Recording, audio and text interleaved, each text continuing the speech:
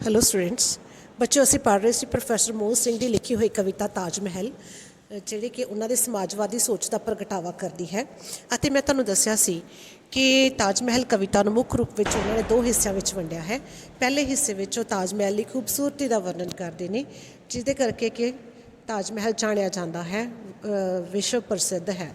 ਪਰ कविता के दूजे हिस्से में कवि अपनी अलैदा जी सोच का प्रगटावा करता है तो कवि दसदा है कि किस तरह ताज महल की उसारी वास्ते मजदूरों का शोषण किया गया ਅਤੇ ਉਹ ਕਿਤੇ ਨਾ ਕਿਤੇ ਉਹਨਾਂ ਮਜ਼ਦੂਰਾਂ ਪ੍ਰਤੀ ਆਪਣੀ ਸੰਵੇਦਨਾ ਪ੍ਰਗਟ ਕਰਦਾ ਹੈ ਅਤੇ ਤਾਜ ਮਹਿਲ ਦੀ ਖੂਬਸੂਰਤੀ ਪਿੱਛੇ ਲੁਕੀ ਹੋਈ ਉਸ ਬਦਸੂਰਤੀ ਨੂੰ ਸਾਡੇ ਸਾਹਮਣੇ ਲਿਆਉਂਦਾ ਹੈ।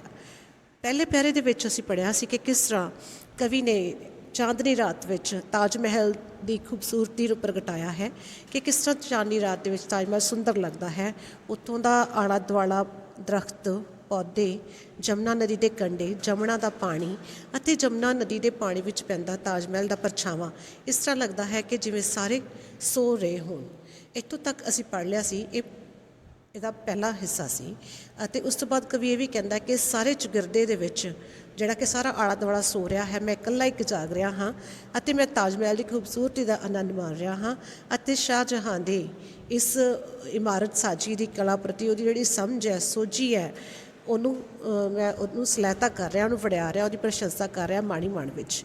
ਇੱਥੇ ਸਾਡੀ ਕਵਿਤਾ ਦਾ ਬੱਚੋ ਪਹਿਲਾ ਪੈਰਾ ਪੂਰਾ ਹੋ ਜਾਂਦਾ ਹੈ, ਨਾਟ ਪਹਿਲਾ ਪੈਰਾ, ਪਹਿਲਾ ਭਾਗ ਪੂਰਾ ਹੋ ਜਾਂਦਾ ਹੈ, ਜਿਸ ਵਿੱਚ ਤਾਜ ਮਹਿਲ ਦੀ ਖੂਬਸੂਰਤੀ ਦਾ ਵਰਣਨ ਕੀਤਾ ਗਿਆ ਹੈ।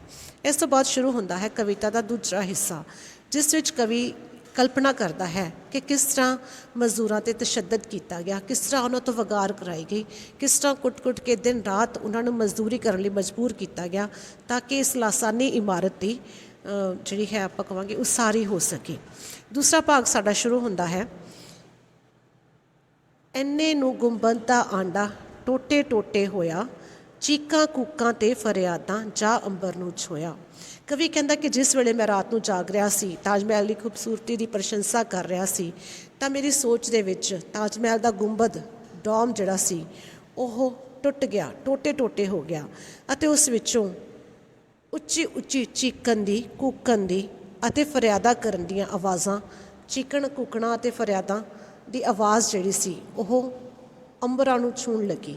मीनस बहुत तिखियां आवाज़ां, कोई रुदन कर रहा है, कोई रो रहा है, कोई कुरला रहा है, कोई रब अगे फरियाद कर रहा है, अपनी वेदना प्रगट कर रहा है।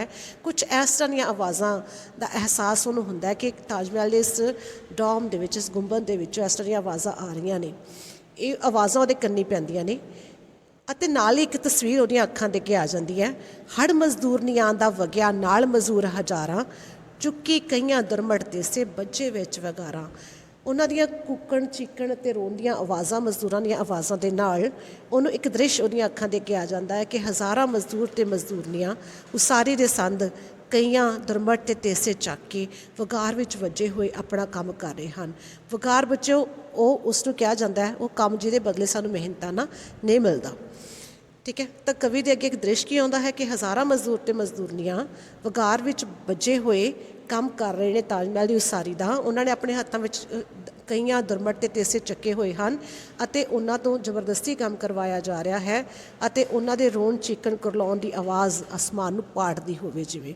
उस तो बाद कवि उन्हां दे बच्चों का अते औरतां दी दुर्गत की गल करता है। तो बच्चों इस तरह फिर वो गल करता है छोटे बच्चों की, दुध पींदे बच्चों की ते उन्हां दियां मावां दी। की कहंदा है, वो कहंदा दुधियां नाल पलमदे बच्चे, कम्मी रुझियां मावां, ਅੱਖਾਂ ਦੇ ਵਿੱਚ ਛਲਕਣ ਅਥਰੂ, ਹਿੱਕਾਂ ਦੇ ਵਿੱਚ ਆਹਾਂ। ਹਿੱਕ ਮੀਨਸ ਸੀਨੇ ਵਿੱਚ, ਛਾਤੀ ਵਿੱਚ ਹੌਂਕਾ ਉੱਠਦਾ ਹੈ, ਆ ਉੱਠਣੀ, ਹੌਂਕਾ ਉੱਠਣਾ। ਅੱਖਾਂ ਦੇ ਵਿੱਚ ਅਥਰੂ ਛਲਕ ਰਹੇ ਨੇ, ਕਿਉਂ? ਕਿਉਂਕਿ ਉਹਨਾਂ ਦੇ ਛੋਟੇ ਛੋਟੇ ਬੱਚੇ, ਦੁੱਧ ਪੀਂਦੇ ਬੱਚੇ ਜਿਹੜੇ ਉਹਨਾਂ ਦੀਆਂ ਛਾਤੀਆਂ ਨਾਲ ਚਿੰਬੜੇ ਹੋਏ ਨੇ। ਮਾਵਾਂ ਉਹਨਾਂ ਨੂੰ ਵੀ ਸਮਾਂ ਨਹੀਂ ਦੇ ਸਕਦੀਆਂ, ਉਹਨਾਂ ਨੂੰ ਦੁੱਧ ਵੀ ਨਹੀਂ ਪਿਆ ਸਕਦੀਆਂ ਹੈਗੀਆਂ, ਕਿਉਂਕਿ ਉਹ ਤਾਜ ਮਹਿਲ ਦੀ ਉਸਾਰੀ ਦੇ ਕੰਮ ਵਿੱਚ ਰੁੱਝੀਆਂ ਹੋਈਆਂ ਹਨ ਅਤੇ ਆਪਣੀ ਇਸ ਬੇਬਸੀ ਕਾਰਨ ਉਹ ਹੋਰ ਤਾਂ ਕੁਛ ਨਹੀਂ ਕਰ ਸਕਦੀਆਂ, ਸਿਰਫ ਹੰਝੂ ਵਹਾ ਰਹੀਆਂ ਹਨ ਅਤੇ ਉਹਨਾਂ ਦੀ ਛਾਤੀ 'ਚੋਂ ਇੱਕ ਹੌਂਕਾ ਜਿਹਾ ਉੱਠਦਾ ਹੈ ਆਪਣੇ ਭੁੱਖੇ ਬੱਚਿਆਂ ਦੀ ਖਾਤਰ ਅਤੇ ਆਪਣੀ ਦੁਰਦਸ਼ਾ ਦੇ ਉੱਤੇ। ਅੱਗੇ ਜਾ ਕੇ ਉਹਨਾਂ ਦੀ ਸਰੀਰਕ ਕਮਜ਼ੋਰੀ ਦੀ ਗੱਲ ਕਰਦਾ ਹੈ। ਸਰੀਰਕ ਅਵਸਥਾ ਮਜ਼ਦੂਰਾਂ ਦੀ ਕਿਹੋ ਜਿਹੀ ਹੈ? ਕਹਿੰਦਾ ਬੋਕਿਆਂ ਵਰਗੇ ਪੇਟ ਉਹਨਾਂ ਦੇ, ਤੁੱਕਿਆਂ ਵਰਗੇ ਗਾਟੇ, ਛਾਲੇ ਛਾਲੇ ਹੱਥ ਉਹਨਾਂ ਦੇ, ਪੈਰ ਬਿਆਈਆਂ ਪਾਟੇ। ਅਗਲੇ ਮੇਰੀ ਸਲਾਈਡ 'ਤੇ ਹੈ, ਇਸ ਕਰਕੇ ਤੁਹਾਨੂੰ ਤੁਕ ਮੈਂ ਹੀ ਦੱਸ ਦਿੰਦੀ ਹਾਂ। ਤਾਂ ਕਹਿੰਦਾ ਬੋਕਾ ਬੱਚੋ ਚਮੜੇ ਦੀ ਇੱਕ ਮਸ਼ਕ ਜੀ ਹੁੰਦੀ ਹੈ, ਥੈਲਾ ਜਿਹਾ ਹੁੰਦਾ ਜਿਹਦੇ 'ਚੋਂ ਪਾਣੀ ਭਰਿਆ ਜਾਂਦਾ ਹੈ। ਤਾਂ ਕਹਿੰਦਾ ਉਹਨਾਂ ਦੇ ਪੇਟ ਬਿਲਕੁਲ ਪਿਚਕੇ ਹੋਏ ਆ, ਮੀਨਸ ਬਹੁਤ ਕਮਜ਼ੋਰ ਨੇ ਉਹ ਸਿਰਫ ਚਮੜੇ ਦੇ ਥੈਲੇ ਜਿਹੇ ਪ੍ਰਤੀਤ ਹੁੰਦੇ ਨੇ। ਅਤੇ ਕਿੱਕਰ ਨੂੰ ਲੱਗਦੇ ਹੁੰਦੇ ਆ ਤੁੱਕੇ, ਤੁੱਕਿਆਂ ਦਾ ਅਚਾਰ ਵੀ ਪਾਉਂਦੀਆਂ ਹੁੰਦੀਆਂ ਸੀਗੇ ਲੇਡੀਜ਼, ਮੀਨਸ ਬਹੁਤ ਪਤਲੇ ਤੋਂ ਮਤਲਬ ਬਹੁਤ ਕਮਜ਼ੋਰ, ਉਹਨਾਂ ਦੇ ਗਾਟੇ ਬਹੁਤ ਕਮਜ਼ੋਰ ਨੇ, ਉਹਨਾਂ ਦੇ ਪੇਟ ਬਿਲਕੁਲ ਚਿਪਕੇ ਹੋਏ ਨੇ। ਉਹ ਸਿਰਫ ਇੱਕ ਚਮੜੇ ਦੇ ਥੈਲੇ ਹੀ ਪ੍ਰਤੀਤ ਹੁੰਦੇ ਨੇ, ਮੀਨਸ ਕਿਉਂਕਿ ਭੁੱਖੇ ਤੇ ਹਾਏ ਦਿਨ ਰਾਤ ਤਾਜ ਮਹਿਲ ਦੀ ਉਸਾਰੀ ਦਾ ਕੰਮ ਕਰ ਰਹੇ ਨੇ, ਅਤੇ ਇਸ ਕਰਕੇ ਉਹਨਾਂ ਦੇ ਹੱਥਾਂ 'ਤੇ ਵੀ ਛਾਲੇ ਪੈ ਗਏ ਹਨ ਅਤੇ ਉਹਨਾਂ ਦੇ ਪੈਰਾਂ ਵਿੱਚ ਬਿਆਈਆਂ ਪਾਟ ਗਈਆਂ ਹਨ, ਮੀਨਸ ਪੈਰਾਂ ਦੇ ਵਿੱਚ ਜ਼ਖਮ ਹੋ ਗਏ ਹਨ ਉਹਨਾਂ ਦੇ। ਪਰ ਇੰਨੀ ਕਮਜ਼ੋਰ ਅਤੇ ਇੰਨੀ ਬੁਰੀ ਸਰੀਰਕ ਹਾਲਤ ਹੋਣ ਦੇ ਬਾਵਜੂਦ ਕੰਮ ਕਰਾਉਣ ਵਾਲਿਆਂ ਨੂੰ ਉਹਨਾਂ 'ਤੇ ਕੋਈ ਤਰਸ ਨਹੀਂ ਆਉਂਦਾ। ਕਹਿੰਦਾ ਫਿਰ ਵੀ ਕੰਮ ਕਰਾਉਣ ਵਾਲੇ ਮਾਰ ਮਾਰ ਕੇ ਫਾਟਾਂ, ਮਾਸੂਮਾਂ ਦੇ ਪਿੰਡਿਆਂ ਉੱਤੇ ਚਾੜੀ ਜਾਣ ਸਲਾਟਾਂ।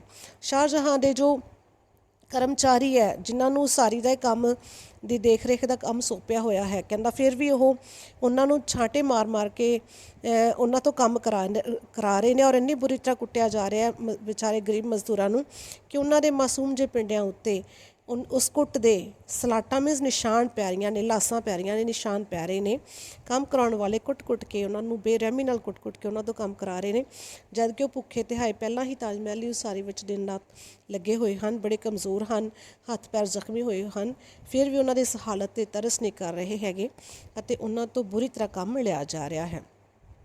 ਲੇਖਕ ਇਸ ਝਾਕੀ ਤੋਂ ਬਹੁਤ ਜ਼ਿਆਦਾ ਹੀ ਆਪਾਂ ਕਹਾਂਗੇ ਨਿਰਾਸ਼ ਹੋ ਜਾਂਦਾ ਹੈ ਅਤੇ ਕੀ ਕਹਿੰਦਾ, ਐਦਾਂ ਮਜ਼ਦੂਰਾਂ ਦੀ ਝਾਕੀ ਜਦ ਮੈਨੂੰ ਦਿਸ ਆਈ, ਨਾਲ ਪੀੜ ਦੇ ਕਲਵਲ ਹੋ ਕੇ ਰੂਹ ਮੇਰੀ ਕੁਰਲਾਈ।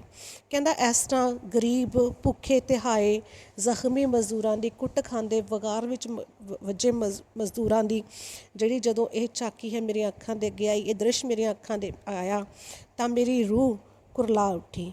ਉਹਨਾਂ ਦੀ ਪੀੜ ਵਿੱਚ ਮੇਰਾ ਦਿਲ ਵੀ ਜਿਹੜਾ ਸੀ ਉਹ ਕੁਰਲਾ ਉੱਠਿਆ, ਮੈਨੂੰ ਵੀ ਉਹਨਾਂ ਦੇ ਦੁੱਖ ਵਿੱਚ ਮੈਂ ਵੀ ਦੁਖੀ ਹੋ ਉੱਠਿਆ ਅਤੇ ਮੇਰੇ ਮਨ ਦੇ ਵਿੱਚ ਇੱਕ ਸਵਾਲ ਖੜਾ ਹੋਇਆ। ਸਵਾਲ ਕੀ ਹੈ ਕਿ ਉਹ ਹੁਸਨ ਹੈ ਸੱਚਮੁੱਚ ਜਾਂ ਉਂਝੇ ਹੀ ਛਲਦਾ ਲੱਖ ਗਰੀਬਾਂ ਮਜ਼ਦੂਰਾਂ ਦੇ ਹੰਝੂਆਂ 'ਤੇ ਜੋ ਪਲਦਾ। ਕੀ ਉਹ ਖੂਬਸੂਰਤੀ ਸੱਚਮੁੱਚ ਹੀ ਖੂਬਸੂਰਤੀ ਹੈ ਜਾਂ ਇੱਕ ਛਲਾਵਾ ਹੀ ਹੈ ਜਿਹੜਾ ਕਿ ਲੱਖਾਂ ਗਰੀਬਾਂ ਮਜ਼ਦੂਰਾਂ ਦੇ ਹੰਝੂਆਂ 'ਤੇ ਪਲਿਆ ਹੈ ਜਾਂ ਪਲਦਾ ਹੈ। ਤਾਂ ਬੱਚੋ ਅਖੀਰ ਵਿੱਚ ਆ ਕੇ ਬੇਸ਼ੱਕ ਕਵੀ ਇਹ ਸਵਾਲ ਖੜਾ ਕਰਦਾ ਹੈ ਤਾਜ ਮਹਿਲ ਦੀ ਖੂਬਸੂਰਤੀ 'ਤੇ ਕਿ ਤਾਜ ਮਹਿਲ ਵਾਕਈ ਖੂਬਸੂਰਤ ਹੈ, ਜਿੰਨਾ ਖੂਬਸੂਰਤ ਕਹਿ ਕੇ ਅਸੀਂ ਇਹਨੂੰ ਬਣਾਉਂਦੇ ਹਾਂ, ਜਾਂ ਉਸ ਦੀ ਖੂਬਸੂਰਤੀ ਇੱਕ ਛਲਾਵਾ ਮਾਤਰ ਹੀ ਹੈ, ਕਿਉਂਕਿ ਇਸ ਦੇ ਪਿੱਛੇ ਉਹ ਬਦਸੂਰਤੀ ਲੁਕੀ ਹੋਈ ਹੈ ਜਿਹੜੀ ਕਿ ਆਮ ਲੋਕਾਂ ਨੂੰ ਨਜ਼ਰ ਨਹੀਂ ਆਉਂਦੀ, ਜਿਹੜੀ ਕਿ ਕਵੀ ਨੇ ਦੇਖੀ ਹੈ, ਜਿਸ ਵਿੱਚ ਲੱਖਾਂ ਗਰੀਬ ਮਜ਼ਦੂਰਾਂ ਦਾ ਸ਼ੋਸ਼ਣ, ਉਹਨਾਂ ਦੇ ਹੌਕੇ, ਉਹਨਾਂ ਦੀਆਂ ਆਹਾਂ, ਉਹਨਾਂ ਦੇ ਹੰਝੂ, ਉਹਨਾਂ ਦੀ ਬੇਬਸੀ ਲੁਕੀ ਹੋਈ ਹੈ। ਤਾਂ ਬੇਸ਼ੱਕ ਕਵੀ ਇੱਕ ਸਵਾਲ ਕਰ ਰਿਹਾ ਹੈ ਪਰ ਉਸ ਆਡੇ ਤੋਂ ਇਸ ਦੇ ਜਵਾਬ ਦੀ ਉਡੀਕ ਨਹੀਂ ਕਰਦਾ। ਅਸਲ ਦੇ ਵਿੱਚ ਉਹ ਇਹ ਪ੍ਰਸ਼ਨ ਚਿੰਨ੍ਹ ਉਹਨੇ ਤਾਜ ਮਹਿਲ ਦੀ ਖੂਬਸੂਰਤੀ 'ਤੇ ਲਗਾ ਦਿੱਤਾ ਔਰ ਇਹਦੇ ਵਿੱਚ ਹੀ ਉੱਤਰ ਹੈ ਕਿ ਇਹੋ ਜਿਹੀ ਖੂਬਸੂਰਤੀ ਦਾ ਕੋਈ ਫਾਇਦਾ ਨਹੀਂ ਜਿਹੜੀ ਲੱਖਾਂ ਗਰੀਬ ਮਜ਼ਦੂਰਾਂ ਨੂੰ ਉਹਨਾਂ ਨੂੰ ਤੰਗ ਕਰਕੇ, ਉਹਨਾਂ ਨੂੰ ਆਪਾਂ ਕਹਾਂਗੇ ਉਹਨਾਂ ਨੂੰ ਸ਼ੋਸ਼ਣ ਉਹਨਾਂ ਦਾ ਕਰਕੇ ਜਿਹੜੀ ਇਹ ਖੂਬਸੂਰਤੀ ਉਸਾਰੀ ਗਈ ਹੈ। ਕਵੀ ਨੂੰ ਖੂਬਸੂਰਤੀ ਨਹੀਂ ਬਲਕਿ ਇੱਕ ਛਲਾਵਾ ਮਾਤਰ ਹੀ ਪ੍ਰਤੀਤ ਹੁੰਦਾ ਹੈ। ਤਾਂ ਸੋ ਬੱਚੋ ਇਹ ਸੈਕਿੰਡ ਪਾਰਟ ਸੀ ਸਾਡੀ ਕਵਿਤਾ ਦਾ।